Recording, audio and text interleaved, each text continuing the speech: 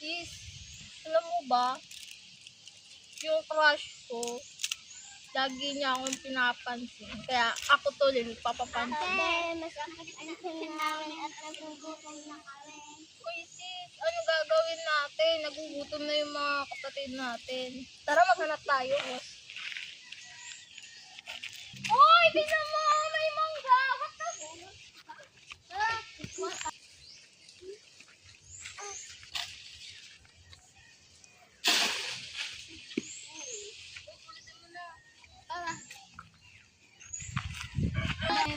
Yan na lang kasi yung nakita namin doon eh.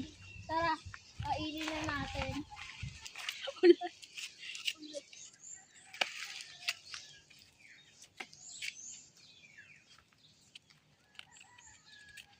Ito, kuha na kayo.